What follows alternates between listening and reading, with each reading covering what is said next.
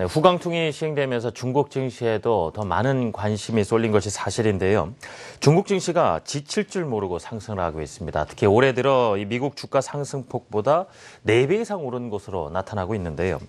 이 같은 현상이 중국의 성장률이 7%대로 떨어지면서 경착륙이라든지 아니면 중진국 함정에 빠지는 것이 아닌가 하는 우려 속에서 이런 상승률이 지속된 것을 감안한다면 좀처럼 또 이해가 되지 않는다는 분들도 있습니다.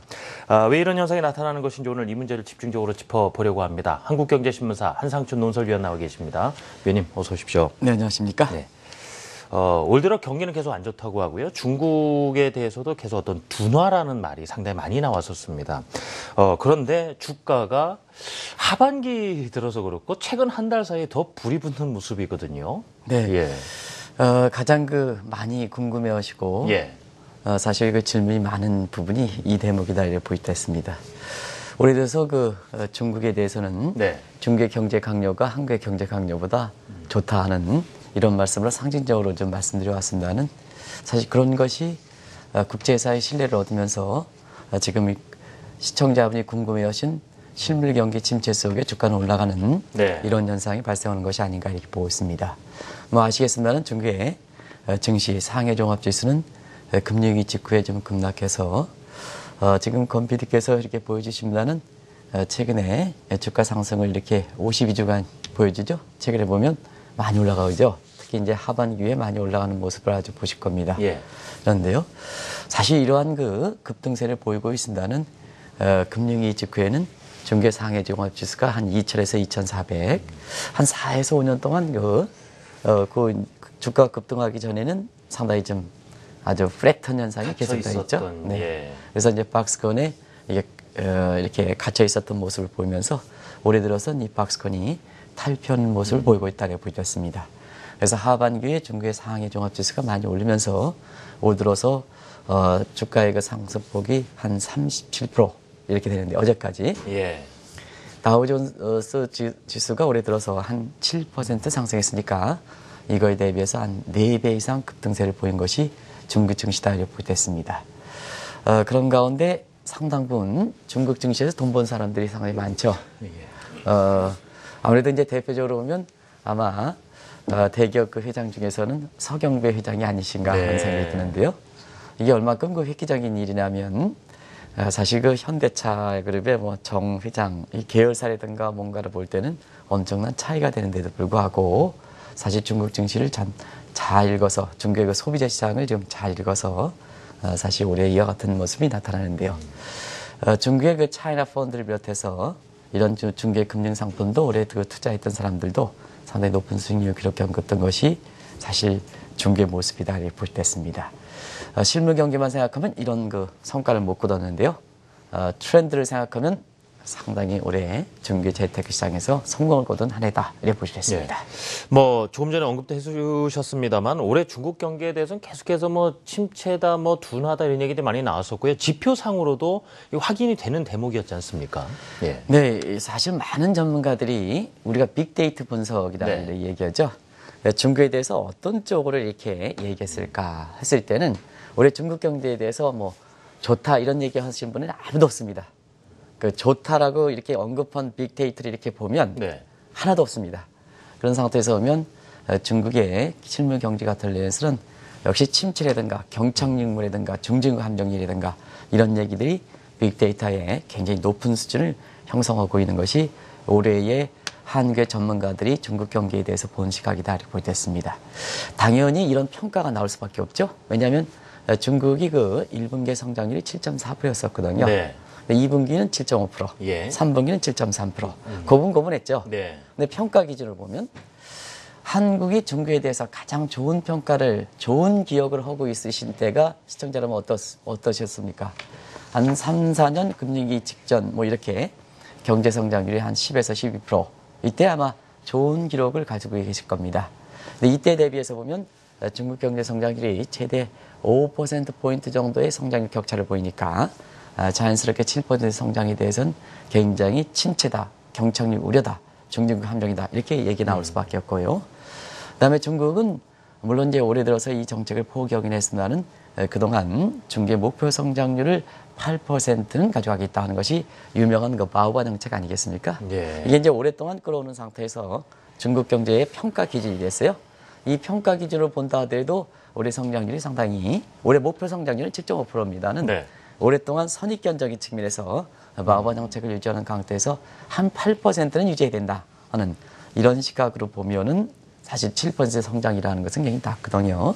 그런 측면에서 보면 중국의 실물 경제 부분에 대해서는 올해 들어서 빅데이터 분석이 말해주듯 많은 전문가들이 대부분 전문가들이 중국 경기가 침체다. 그러다 보니까 아마 한국경제TV의 방송 내용으로 보더라도 빅데이터 분석해 보면 예. 아마 주제로 중국 경제에 대해서 잡은 것은 후광통 네. 그때에 좀 이렇게 나오는 것 같습니다. 이렇게 나온 데이터를 분석해 보니까 그만큼 상대적으로 올해 한 해를 이렇게 결산하면서 미국에 초점이 돼 있고 미국의 연준 초점돼 있고 미국의 금리 초점돼 있고 거기에 한 가지 더 플러스면 유럽의 드라기 그리고 일본의 아베 그 다음에 아베노믹스 이거에 대해서만 한국경제TV에서 많은 전문가들이 집중적으로 분석하고 중국이 그 실물 경제에 대해서 이렇게 7% 초반에 오다 보니까 결과적으로 상대적으로 관심을 보이지 않은 상태에서 중국 증시가 이렇게 올라가는 부분에 대해서 네. 상대적으로 소홀했다 이렇게 볼 수 있습니다. 워낙 이 성장률이 높았기 때문에 기존보다 다시 떨어져서 이제 둔화됐다는 편이 나오는데 글쎄 전 세계 중에서 7%의 또 성장률을 유지할 수 있는 국가가 얼마나 될까 싶고요. 지금 증시를 바라보는 여러 가지 시각대로 오늘 말씀을 나눠볼 텐데요. 먼저 중국 경기가 이렇게 둔화되는 속에서도 주가는 40% 근접한 상승률을 보이고 있다. 그 원인을 하나씩 찾아봐야 되겠습니다. 예, 우리가 이제 중국을 볼 때는 네. 성장률 7%대가 네. 나쁜 거냐 하는 각도에서 진행자분이랑 같이 좀 얘기했어요. 그죠?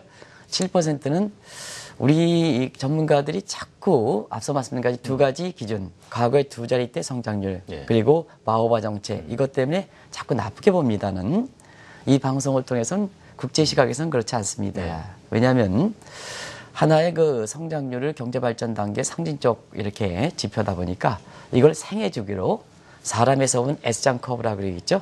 유아기, 청소년기 전반기, 청소년기 후반기, 그 다음에 장정기 이렇게 해서 S장 커브로 볼 때는 사실 중국에 대해서 높은 성장세를 유지했던가 1인당 GDP 3,000달러 정도 청소년기 전반기죠. 네.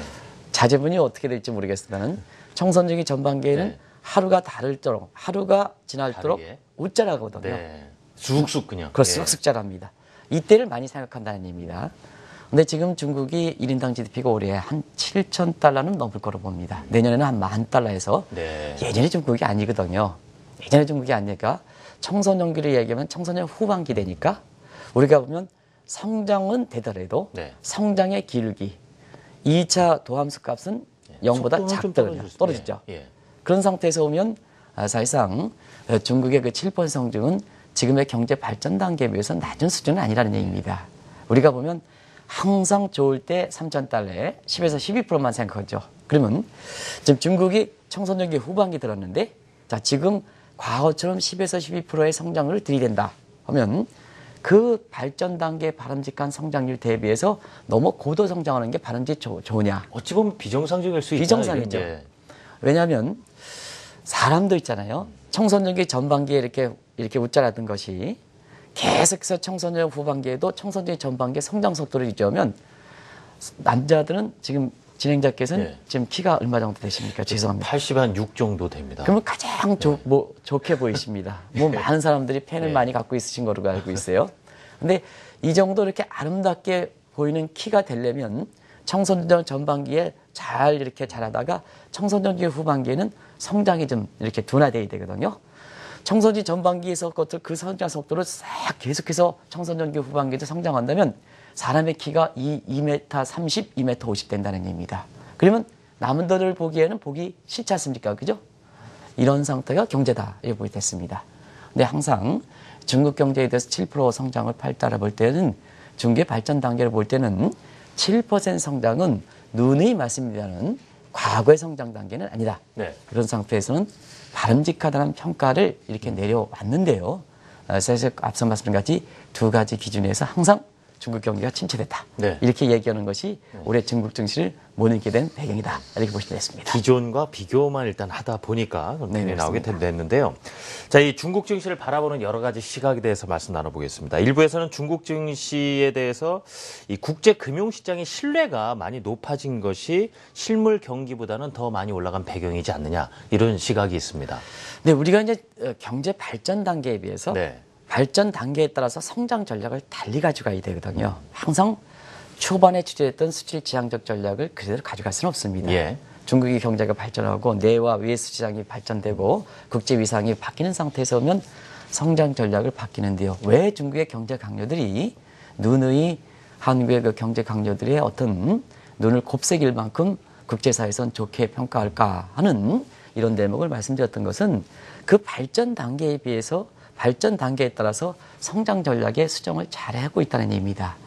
그런 측면에서는 지금은 세계가 하나가 되는 입장에서 보면 성장 발전 단계에서 가장 중요한 것이 역시 국제적으로 글로벌 전략을 추진하는 거죠. 네. 그런 측면에서 보면 중국의 그 시진핑 러커청 체제가 들어오면서부터 사실 이전과 달리 대외적으로 위상을 찾기에 나섰다. 그러니까 대외적으로 위상을 찾다 보니까 신뢰가 되고 성장률이 적정 수준 유지하다 보니까 올해 들어서 신흥국에서는 자금 이탈 문제, 또 한국도 자금 이탈 얘기가 나왔는데 네. 중국에 대해서는 오히려 자금 이탈 얘기는 하나도 없고 많이 들어오는 자금을 어떻게 퍼낼 것인가.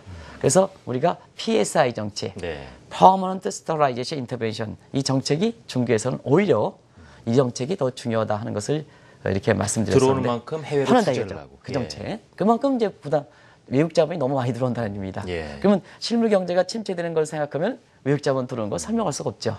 그래서 국제적으로 크레딧을 유지하는데 중국이 굉장히 잘 갔다 이렇게 볼 때 했습니다. 그러면 중국의 국제 예상 얼마큼이냐 네. 하면 여기 자막에 이렇게 검PD께서 보여주고 있습니다는 3년 전에 이미 무역 규모상으로 보면 독일을 제치고 1위를 차지하고 있죠.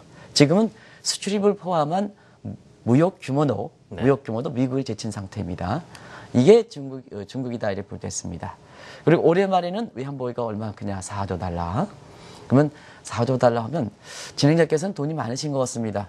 조 달러 이렇게 하다 보니까 깜짝 놀라시 않은데요. 이건 조 달러입니다. 네, 예. 조 달러입니다. 조 원이가 아니고 조 달러 이렇게 돼서 4천조 원이 넘습니다. 예. 네, 그렇습니다. 이게 중국의 지금의 비상금의 규모다 이렇게 됐습니다. 이만한 비상금으로는 뭐든지 할 수 있다는 얘기입니다. 그럼 마음만 먹으면 뭐든지 할 수 있다 하는 얘기고 그 다음에 이달 들어서는 네. 중국의 자본시장 발전 정도가 아주 안 좋다 이런 얘기였죠.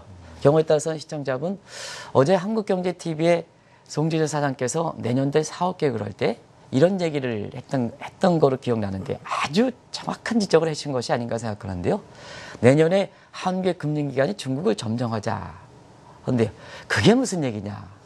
중국의 지금 자본시장 발전 정도로 볼 때는 한국 시장을 중국의 금융시장, 금융거로도 지켜야 되지 않느냐. 공상뱅크라든가 이게 한국의 FTA를 추진해서 한국에 들어오면 한국이 먹히지 않느냐.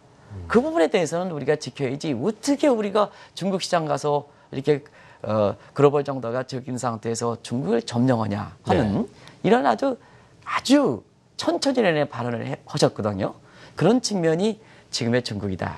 이달 들어서는 중국이 자본시장 증시가 발전이 안 됐다 하더라도 시가총액상으로 보면 일본을 제쳤습니다. 일본을 시가총액으로. 그래서 세계에서 2위 정도거든요. 그러면 이러한 국제 위상을 차지하는 과정에서 사실상 실물 경제가 7%로 이렇게 다소 성장률이 내려왔다 하더라도 국제적으로 위상을 지켜주는 상태에서 많은 자금들이 들어오다 보니까 중국 증시가 이렇게 강하게 반등한다. 단순히 중국의 이 시장이 올라가는 것을 일부 사람들이 후광통 효과다 하는데 전혀 그렇지 않습니다. 전혀 그렇지 않습니다. 중국의 주가 상승은 올해 들어서 계속해서 오고 계속해서 올라간 점을 감안해 볼 때 우리와 관련해서 후광통 이 얘기하는 것은 사실상 너무 중국의 대외 정책의 모습을 너무 축약시킨다, 잘못 해석한다 하는 것을 분명히 말씀드립니다. 그러니까 지금 중국 증시가 증시만 이슈가 아니라 중국 경제 전반, 사회, 국제적인 어떤 신뢰도 모든 것을 이제 검토해 볼 필요가 있다는 말씀이시고요. 그만큼 국제 위상이 많이 높아졌다는 부분에서 보면은 위안화의 어떤 국제화에 대한 부분, 또 중국 정부가 또 강하게 또 추진하고 있는 의지 같은 부분도 확실히 드러나는 부분 아니겠습니까? 예, 결정적인 역할을 예. 했죠. 그래서 우리가 실물 경제 성장률이 떨어지는 것보다는 오히려 위안화 국제화 문제를 더 주력해서 봐야 된다는 것을 한국경제TV를 통해서 계속해서 말씀드렸습니다. 예. 그래서 그동안 위안화 국제화가 과제가 얼만큼 실현됐는가 하는 이런 얘기는 방송을 통해서 몇 차례 짚어드렸지 않습니까? 다시 한번 간단히만 말씀드리겠습니다. 중개 위안화 국제화들은 당초 계획보다 상당히 빨리 또 성과도 빨리 내고 있다 이렇게 보여졌습니다. 그런 측면에서 보면 지금 중국의 위안화 결제가 경상거래, 무역거래 측면에서 세계 224개국과 결제합니다. 예. 세계가 270원을 감안해 볼 때 224개국과 결제한다는 것은 상당히 큰 규모다. 근데 시작은 어땠냐? 2009년서부터 시작했다. 불과 5년 만에 세계의 모든 국가를 물론 거래상으로 보면 아직 규모가 적은 측면이 있습니다는 결제한다. 이게 중국의 위안화 국제과제의 성과다. 이렇게 말씀드립니다. 그리고 막대한 외환보호를 이용해서 지금 통화수합, 외화가 제일 실한 국가는 지금 미국으로 하지 않고 중국으로 쫓아간다. 이런 얘기를 하거든요. 네. 그런 과정에서 통화수합 문제도 굉장히 큰 성과를 내고 있습니다. 이런 과정에서 우리도 미국과 그 마찰 문제가 있긴 하지만 결국은 한국도 원 위안화 간의 이종통화를 물론 원엔 간의 이종통화의 첫 개시가 있긴 했었지만 지금은 거의 마켓이 죽은 상태이기 때문에 처음으로 원 위안화 간의 국제과제가 직거래 시장이 개설돼서 지금은 비교적 원엔의 초기 모습과 초기 마켓에 개설할 때보다 상당히 활발하게 진행되고 있다 하는 것을 말씀드립니다. 네. 결과적으로 보면 이 국제과제가 국제 신뢰를 얻으면서 이런 모습이 되고 있다고 보겠습니다. 지금 이 최근 들어도 그렇고 중국 증시의 상승 모습을 보고 여러 가지 이유라든가 시각에 대해서 말씀 나눠보고 있는데요. 자, 한편 일부에서는 최근에 중국 주가 상승을 두고 중국 정부가 인위적으로 끌어올리는 도박장이다. 뭐 이런 표현도 나오고 있더군요. 네. 금융위기 이전에는 네. 중국의 상해 종합적이 6,300까지 갈 때가 있었죠. 네. 이때 상태에서는 위기 직후에 한꺼번에 1,400개를 이렇게 떨어졌으니까 그 펀더멘탈 측면에서 정보가 교류가 제대로 된 상태에서 사실상 이게 주가가 이렇게 형성됐다면 그렇게 빨리 떨어질 수 있을까 하는 측면에서는 역시 그때 당시에는 정보의 비대칭성을 이용해서 사실상 권력 핵심층들의 어떤 부의 축적수단에서 도박장이라는 얘기가 나왔습니다. 네. 도박장 표현은 다시 좀 학문적으로 좀 얘기를 잠시 하겠습니다. 우리가 주가에서 보면 정보의 질이라든가 정보의 그 어떤 소유 정도 이걸 공평해야 된다 이렇게 보고 네. 있습니다. 우리가 시카고 학파에서 주가를 분석할 때 보면 게리 베커라든가 물론 올해 돌아가시긴 했습니다는 이런 분들이 정보의 대칭성을 이용해서 주가를 분석하는 거 보면 사실 정보가 한쪽으로 치우치면 사유가처럼 치우치면 굉장히 주가가 형성되는 것이 경제의 실물 경제라든가 각종 수요와 공급 측의 어떤 마켓 플레이어들의 모습과는 전혀 왜곡된 현상으로 되는 상태에서 나중에는 그것이 큰 코 다친다 하는 썸다이 썸데이에서 하이먼 민스키 이론으로 이렇게 가는 이런 모습이거든요. 근데 지금은 그렇습니다. 지금은 중국이 시진핑 러커청 정부 들어오면서 부정부패에 척결하고 있는 상태이지 않습니까? 그리고 법치주의가 법치주의는 뭐냐? 법 앞에 평등, 정보의 균등성, 정보의 질의 균질화 하는 이런 문제가 경제적 측면에서 나오는 거거든요. 예. 더더구나 중국은 그렇습니다.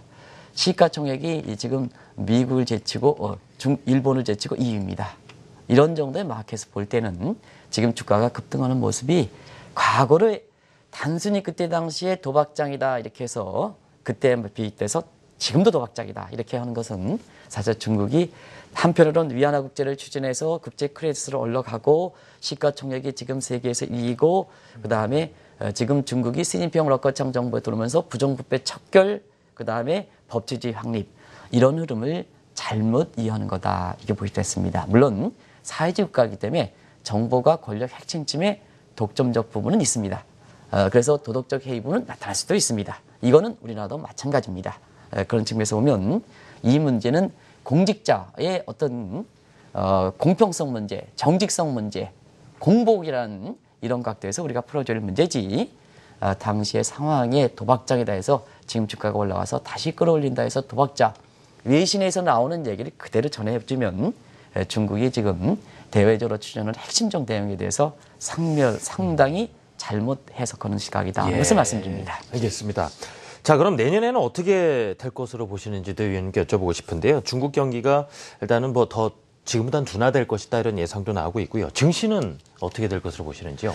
네, 중국 같은 경우에는 내년제 성장률이 한 7% 떨어지죠. 그래서 이제 떨어지는데요. 앞서 말씀같이 이 경제 성장률이 떨어지는 측면을 발전 단계에 맞춰서 인식해야 된다는 걸 말씀드립니다. 절대적 수치만 보지 말자라는 그렇습니다. 시각이고요. 그래서 중국의 경제 성장이 7% 떨어진다 하더라도 중국 내부적으로 보면 또 국제적으로 보면 그렇게 침체라든가 중진국 함정이라든가 이런 표현은 안 쓴다. 그러면 지금 주가 상승의 큰 요인 중에 하나가 역시 국제 과제로 본다면 내년도에 그렇죠. 이코노미스트 오늘 한국경제신문의 일면 토업으로 이렇게 보면 영국에 가장 정평이 있다는 이코노미스트가 내년도에 이제 마지막 남은 구매력 기준으로 지금 한번 보세요.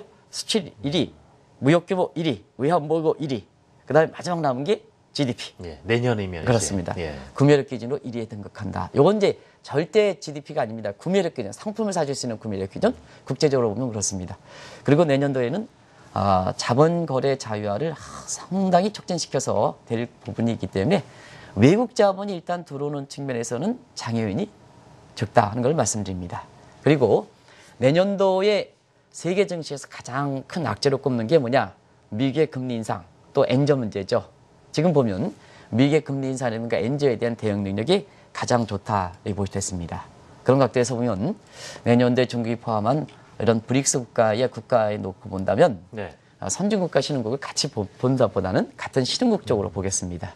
그러면 신흥국 중에 한국 투자자들이 신흥국에 많지만 재테크에 직접적으로 간접적으로 결렬이 있는 것이 그렇게 몇 개국이 안 되거든요.